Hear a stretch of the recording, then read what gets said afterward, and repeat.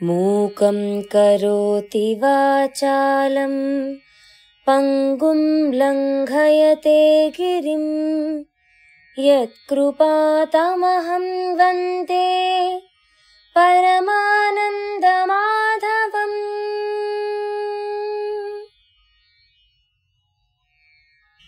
अधरं मधुरं वदनं मधुरं नयनं मधुरं हसितं मधुरम्। अधरं मधुरं वदनं मधुरं नयनं मधुरं हसितं मधुरं। हृदयं मधुरं गमनं मधुरं मधुराधिपतेरखिलं मधुरम्। वचनं मधुरं चरितं मधुरं वसनं मधुरं वलितं मधुरं चलितं मधुरं भ्रमितं मधुरं मधुराधिपतेरखिलं मधुरम्। वेणुर्मधुरो रेणुर्मधुरः पाणिर्मधुरः पादौ मधुरौ। वेणुर्मधुरो रेणुर्मधुरः पाणिर्मधुरः पादौ मधुरौ। नृत्यं मधुरं सख्यं मधुरं मधुराधिपतेरखिलं मधुरम्। गीतं मधुरं पीतं मधुरं भुक्तं मधुरं सुप्तं मधुरं। गीतं मधुरं पीतं मधुरं भुक्तं मधुरं सुप्तं मधुरं। रूपं मधुरं तिलकं मधुरं मधुराधिपतेरखिलं मधुरम्। करणं मधुरं तरणं मधुरं हरणं मधुरं स्मरणं मधुरं। करणं मधुरं तरणं मधुरं हरणं मधुरं स्मरणं मधुरं। वमितं मधुरं शमितं मधुरं मधुराधिपतेरखिलं मधुरम्। శ్రీ శ్రేణు ఛానల్కి శ్రోతలందరికీ కూడాను మరొకసారి స్వాగతం. నిన్నటి కథలో మనం ఈ వస్త్రాపహరణానికి సంబంధించిన విషయాన్ని చెప్పుకున్నాం అనమాట. అక్కడ శ్రీకృష్ణ పరమాత్మ ఏం చేశారు? శృంగారవతులారా, మీకెందుకంత సిగ్గు? నేనెవరు? చిన్నప్పటి నుంచి మీతో ఆడిపాడిన వాడినే కదా, పైగా మీ అంతరాంతరాన ఉన్నది నేనే కదా, మీలో నాకు తెలియదంటూ ఏమీ లేదు అని కాత్యాయని వ్రతాన్ని అంత నిష్టగా ఆచరించి నియమాలు పట్టించుకోకుండా వివస్త్రలై నీటిలో ప్రవేశించారే, మరి ఇంత తప్పు చేశారు కదా మీరు. వ్రత ఫలితాన్ని చేజేతులా వదులుకుంటారా చెప్పండి అని అన్నాడు. అక్కడ అసలు ఆ వ్రతం చేయడానికి ఒక నియమం ఉందిట. ఆ నియమం ప్రకారం వస్త్రాలు పూర్తిగా విడిచేసి స్నానం చేయకూడదు. వీళ్ళు వస్త్రాలను విడిచి స్నానం చేయడం మొదలుపెట్టారు కాబట్టి కృష్ణ పరమాత్మ అయ్యో ఇంత కష్టపడి ఈ వ్రతాన్ని చేస్తున్నారు, వాళ్ళకి ఫలితం దక్కకుండా పోతుందే అని చెప్పి వారి కోసం అని చెప్పి తాను ఆ బట్టలను దొంగలించాడనమాట. ఆ తర్వాత వాళ్ళు ఆ వ్రత ఫలితాన్ని వదులుకోలేము అన్నట్టుగా తల ఆడించగానే పాపం వీళ్ళకి వ్రత ఫలితం అందాలి అంటే వీరు పరమాత్మునైనా నన్నే శరణు వేడాలి కాబట్టి నాకు చేతులెత్తి నమస్కరించండి అన్నాడు. మీ దుస్తులు తీసుకోండి అన్నాడు. వివస్త్రలై నీట మునిగిన కారణంగా వ్రత ఫలితం అందకుండా పోతుందిట. ఎంత పనిచేశాం, చేసిన తప్పు చాలు, చేతులెత్తి నమస్కరిద్దాం అనుకున్నారు గోపికలు. కృష్ణుడు చెప్పినట్టుగానే నుదుటిన చేతులు ఉంచుకొని భక్తిపూర్వకంగా నమస్కరించారు అతనికి. వ్రతాన్ని మధ్యలో వదిలేసిన గోవిందనామస్మరణతోటి ఆ వ్రత ఫలితం ఇట్టే సంప్రాప్తించింది. అంతేకాకుండా అలాంటి గోవిందుణ్ణి కట్టెదుట చూస్తుంటే వ్రత ఫలితం అందకుండా పోతుందా? ఆ సంగతి తెలియని గోపికలు కృష్ణుడు చెప్పినట్టుగా నమస్కరించి వ్రత ఫలితం కోల్పోలేదు అనుకున్నారు. కృష్ణుడు ఆసరికే ఎవరి దుస్తులు వారికి అందించడం కూడా జరిగిపోయింది. మీ దుస్తులు మీ ఒంటి మీదే ఉన్నాయి, చూసుకోండి అంటూ వారికి చెప్పగానే వారు ఆ దుస్తుల్ని ధరించి ఉండడం గమనించారన్నమాట. ఈ రకంగా కృష్ణుడు వాళ్ళని నగ్నంగా బయటికి పిలవడము కాదు, అక్కడ ఆ వ్రతానికి చెడగొట్టడము కాదు, ఆ వ్రత ఫలితాన్ని ఇవ్వడం కోసం ఇదంతా చేశాడు. ఈ రహస్యాన్ని మనం తెలుసుకోవాలి. నేను చెప్పడం కంటే కూడాను ప్రముఖ ఆధ్యాత్మికవేత్త టీకేవి రాఘవన్ గారి నోటే మనం విందాం. పెద్దలు మనకి ఎంతో సమాచారాన్ని చాలా చక్కగా వివరిస్తారు. ప్రతి దాని వెనకాల ఒక రహస్యం ఉంది, దాన్ని అపహాస్యం చేయకూడదు అన్నది చక్కటి వివరణిచ్చారు. మనందరం కూడాను మరొకసారి దీన్ని విని తరిద్దాం. ఈసారి ప్రశ్న కూడా కొంచెం కొట్టే ప్రశ్న అడితే ఉంది, సమాధానం చూద్దాం. ఏమిటది? భాగవతంలో ఉన్న ఘట్టం. దీన్ని మనకి పీఠాధిపతులు పెద్ద పెద్దలంతా కూడా రకరకాలుగా చెప్పారు. నిజమే. ఏమిటది? కృష్ణుడు బాల్యంలో చేసిన ప్రతి పనిని క్రీడ క్రీడ క్రీడ భగవంతుడు చేశాడు, భగవంతుడు అంటారు కదండి. ఆడవాళ్లు స్నానం చేస్తుంటే వాళ్ళు కట్టుకున్న బట్టలు ఎత్తుకుపోయాడు కదా, ఇదేం పనండి?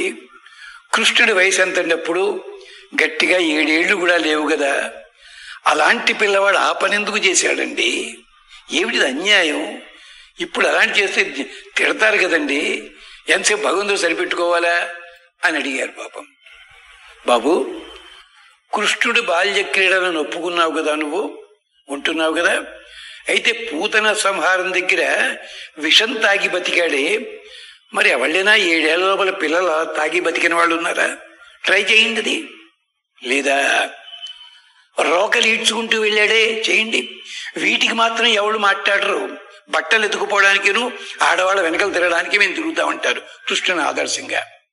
పిచ్చివాడ, కృష్ణుడు వస్త్రాపహరణం చేయడంలో అంతరార్థం భాగవతంలోనే చెప్పారు.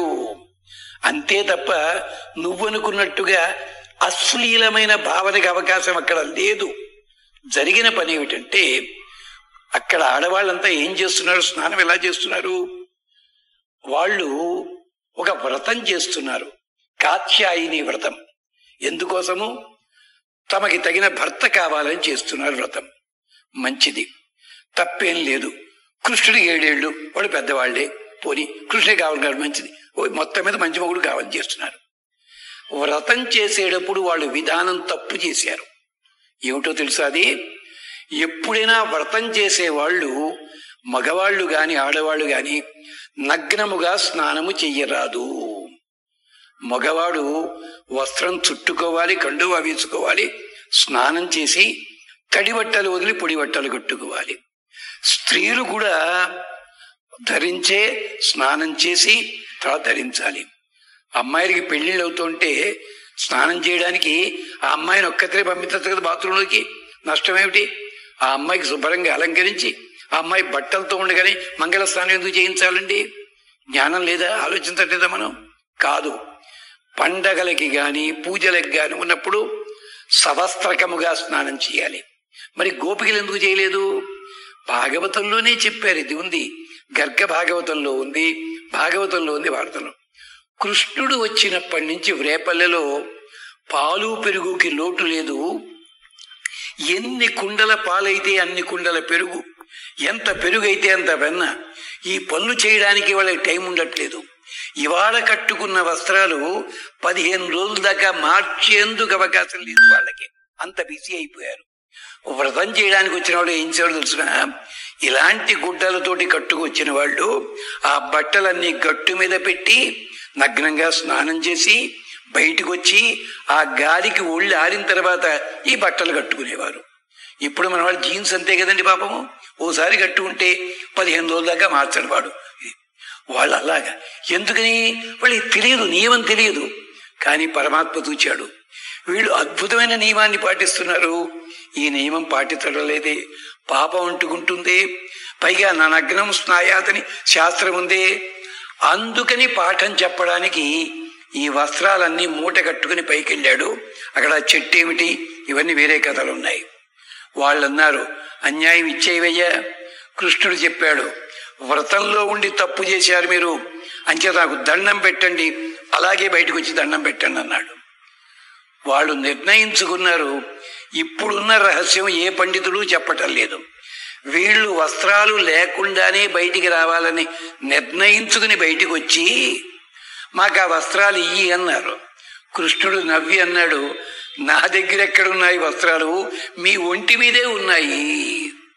అంటే వీళ్ళు నగ్నముగానే బయటికి వద్దామని నిర్ణయించగానే స్వామి చేతిలో వస్త్రాలు మాయమై వీళ్ళ ఒంటి మీదకే వచ్చాయి. ఇది కథక్కడ. అంచేత నియమం తప్పారు వాళ్ళు. నియమం తప్పకుండా ఉండడానికి ఆ వస్త్రములు తాను ముట్టుకుని పవిత్రం చేశాడు స్వామి. ఇంకొకటి ఉదాహరణ చెప్తే మీరు సంతోషిస్తారేమో. ఒకప్పుడు ఊరు వెళ్ళాలి, అనుకోకుండా మైల వచ్చింది. ఆ బట్టలు తడుపుకోవడానికి లేదు. అప్పట్లో పల్లెటూళ్ళలో అప్పటికి ఉండేది ఇది 1000 పడగలు 1000 పడగల నవల లోపల విశ్వనాథుడు రాశారు. రజకుడు అంటే చాకివాడు వచ్చి ఆ బట్టలు ముట్టుకుంటే అది పవిత్రమే పొమ్మన్నారు. అక్కడ అంత నియమాన్ని ఏర్పాటు చేశారు ఆ రోజుల్లోనూ. అలాంటిది వస్త్రాపహరణము, అంతే తప్ప ఏడిపించడానికి కాదు. అంతేకాదు, కృష్ణుడు నెమలి పింఛం పెట్టుకున్నాడు, బ్రహ్మచర్యానికి సంకేతము. ఎలాగంటారా, మగ నెమలి నాట్యం చేస్తుంటే కంటి వెంట నీటి చుక్కలు కారితే ఆడనెమలి తాగుతుంది, గర్భం ధరిస్తుంది. అంటే శరీర సంపర్కం లేకుండానే గర్భం ధరింపజేస్తుంది మగనెమలి. పరమాత్మ కూడా రాసలీలలో ఎవరితోటి శరీర స్పర్శ లేదు, లేకుండానే తన స్వరూపంలో ఉండే దివ్య తేజస్సుని వాళ్ళకి అందించాడు. అలాగే కుబ్జకి పిల్లాడు పుట్టాడు, మరొకడికి ఎవడికో ఎంత ఉంది, ఇంత కథ ఉంది. అంచేత కృష్ణుడి కథని అలాంటి పెద్ద పెద్ద సొసైటీలు ఉన్నాయి, వాళ్ళేవి చెప్పటం లేదు. అది దురదృష్టం. స్వస్తి. విన్నారుగా, పెద్దలు ఎంత చక్కగా మనకి ఈ రహస్యాన్ని కూడాను తెలియజెప్పేశారు. ఇది కాకుండా మనం ఆధ్యాత్మిక పరంగా ఆలోచించి చూస్తే మనకి మరొకడు కూడా తట్టడానికి అవకాశం ఉంది అనిపిస్తుంది నాకు. గోపికలు వస్త్రాలు అంటే మన అహంకారము, గర్వము, ప్రపంచానికి ఉన్న బంధాలు. కృష్ణుడు వాటిని తీసుకోవడం అంటే దేవుణ్ణి చేరాలి అంటే ఈ అహంకారము, మమకారం వీటన్నిటిని విడిచిపెట్టాలని చెప్పడం. గోపికలు వస్త్రం లేకుండా కృష్ణుడు ముందు నిలబడ్డం అని తీసుకుంటే గనక భక్తుడు దేవుని ఎదుట ఎలాంటి నటన లేకుండా నిజమైన హృదయంతో ఉండాలి. దేవుని ప్రేమ పొందడానికి మనస్సు పూర్తిగా నిజాయితీగా వినయంగా ఉండాలి అన్నది అక్కడ చెప్పుకోవచ్చు. అంతేకాకుండా ఈ లీల మనకేం చెప్తోందంటే శరీరం తాత్కాలికం, కానీ మన ఆత్మ శాశ్వతం. కాబట్టి దేవుని పట్ల ప్రేమ అంటే శరీరం కాదు, మన ఆత్మతో ఉండే ప్రేమ అని చెప్పుకోవచ్చు మనం. అలాగే గోపికలు శ్రీకృష్ణుడి భర్తగా పొందాలి అని అనుకున్నారు. వారి కోరిక అది భౌతిక కోరిక కాదు, దేవుడితోటి ఐక్యమైపోవాలనే ఆత్మీయమైన కోరిక. దీన్ని కూడాను తన లీల ద్వారా అంగీకరించాడు ఆయన. మనలో ఉన్న సిగ్గు, భయం, అహంకారం ఇవన్నీ మనను దేవుని దగ్గరికి వెళ్లకుండా ఆపుతున్నాయి. కృష్ణుడు గోపికలను ఈ బంధాలన్నింటినీ విడిచిపెట్టేలా చేశాడు. అప్పుడు వారు దేవుని సాక్షాత్కారాన్ని పొందారన్నమాట. చివరి లోపల మన ఆత్మ, జీవాత్మ పరమాత్మతో కలిసిపోవడాన్ని సూచిస్తోంది. మనస్సులోని మాయ, అహంకారం, భయం అన్నీ పోయినప్పుడు భక్తి ద్వారా దేవుని ప్రేమను పొందొచ్చు. మనం ఒక్క ముక్కలో చెప్పుకోవాలంటే ఆ భగవంతుడిని చేరుకోవాలి అంటే అహంకారము, మాయ, బంధాలు వీటన్నిటిని విడిచిపెట్టి నిజమైన భక్తితోటి, శరణాగతితోటి ఆయన్ని ఆశ్రయించాలి. అప్పుడు మాత్రమే ఆత్మకు పరమాత్మతో ఐక్యం కలుగుతుంది అని మనం ఆధ్యాత్మిక పరంగా కూడాను దీన్ని అర్థం చేసుకోవచ్చు. ఈ రకంగా ఈ వస్త్రాపహరణాన్ని అర్థం చేసుకుంటే నిజంగా కృష్ణుడి లీల ఎంత గొప్పదో అన్నది అర్థమవుతుంది. కృష్ణుడి మాట చాలు, కోరికల కోట సాధించినట్టే అనుకున్నారు గోపికలు. దేవదేవుని రూపాన్నే కాదు, అతని పాద పద్మాలను కూడాను మనసులో ధ్యానించుకుంటూ వారంతా ఇంటి దారి పట్టారనమాట. ఆ తర్వాత ఏమైంది అంటే గోపికలు అటు వెళ్ళగానే మిత్రులు సమీపించారు కృష్ణుడిని. వారితో గోపరిపాలన చేస్తూ గోవర్ధనగిరి దాటాడు, ముందుకొచ్చాడు. ఆసరికి సూర్యుడు గగన మధ్యంలో ప్రవేశించాడు. ఎండ ప్రచండమైపోయింది, దుర్భరమైపోయింది. తట్టుకోలేకపోయారు గోపాలురు. గొడుగుల్లాగా ఉన్న పెద్ద పెద్ద చెట్ల నీడకు పరుగు తీశారు, సెద తీరారు. అప్పుడు బలరామకృష్ణులతోటి అన్నారిలా, పూజ్యులారా, ఈ చెట్ల ఔదార్యాన్ని గమనించారా? ఇవి ఎవరికీ హాని తలపెట్టవు, ఏకాంత ప్రదేశాల్లో నివసిస్తున్నాయి, చలి గాలి ఎండల నుండి మనం రక్షిస్తున్నాయి, పువ్వులతోటి పళ్లతోటి కనువిందు చేసి కడుపు నింపుతున్నాయి. అవును అన్నట్టుగా సన్నగా నవ్వాడు కృష్ణుడు. ఏ చెట్టు నీడన తానున్నాడో ఆ చెట్టును ప్రేమతో చేత్తో నిమిరాడతను. పదండి అంటే పదండి అంటూ అక్కడి నుంచి బయలుదేరారు అంతా. ఆలమందలతో సహా చల్లని నీడల్లో నడిచి నడిచి యమునా తీరం చేరుకున్నారు. యమున నీరు తాగి ఆలమందలు దాహం తీర్చుకున్నాయి. దాహం తీర్చుకుని మళ్లీ మేత మేస్తుంటే వాటిని ఆ కంట కనిపెడుతూ బలరామకృష్ణులతో సహా మిత్రబృందం అంతా ఒక చెట్టు నీడలో విశ్రమించింది. కాసేపటికి మిత్రబృందం ఆకలిగా ఉందని తరుణోపాయం చూడమని కృష్ణుడిని వేడుకుంది. అన్న బలరాముడితో చర్చించి చెప్పాడిలా కృష్ణుడు, మిత్రులారా, ఈ అరణ్య మధ్యలో విప్రులు కొందరు అంగీరసం అన్న యజ్ఞాన్ని నిర్వహిస్తున్నారు. అక్కడికి వెళ్లి మా పేర్లు చెప్పి మీ ఆకలి తీర్చమని వేడుకోండి, తప్పక తీరుస్తారు. అలాగే మా ఆకలి కూడా తీర్చమని చెప్పండి, అన్నాన్ని ప్రసాదించమనండి అన్నారు. తప్పకుండా అన్నారు మిత్రుడు. పరుగు తీశారు అటువైపు. విప్రుల్ని సమీపించారు, నమస్కరించారు. వారికి చెప్పారు ఇలాగా, గోపరిపాలన చేసి చేసి బలరామకృష్ణులతో సహా మేమంతా అలసిపోయాము, ఆకలికి తట్టుకోలేకపోతున్నాము. అన్నపానీయాలను అర్థించమని ఆ మహానుభావులే మమ్మల్ని మీ దగ్గరికి పంపారు. మీరు ధర్మాత్ములు, మేం చెప్పగలిగింది ఏమీ లేదు. అలసిన వారికి అన్నం పెట్టడం మీకు అలవాటే కదా, మాకింత అన్నం పెట్టి, అలాగే బలరామకృష్ణులు కూడా ఇంత అన్నం అరిటాకుల్లో పెట్టి అంటూ చురచురా చూస్తున్న వారి చూపుని తట్టుకోలేక ఆగారు. గొల్లపిల్లలు బలరామకృష్ణులు చెప్పినంత మాత్రాన మీ ఆకలి తీర్చి వారి ఆకలి తీర్చేందుకు ఆహారాన్ని అరిటాకుల్లో పెట్టి ఇవ్వాలా? జరగదు, వెళ్ళండి అంటూ కసురుకున్నారు విప్రులు. బలరామకృష్ణుల్ని వారు ఒట్టి గొల్లపిల్లడని తలిచారు.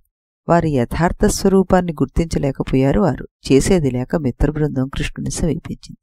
జరిగిందంతా వివరించింది. సన్నగా నవ్వి అప్పుడు కృష్ణుడిలా అన్నాడు, మీరిక ఆ బ్రాహ్మణులను అర్థించకండి, వెళ్ళి వారి పత్నులను అర్థించండి. ఆ సాధ్వీమనులు మన ఆకలి తీరుస్తారు, ఇంత అన్నం పెట్టి తప్పకుండా ఆదరిస్తారు అన్నాడు.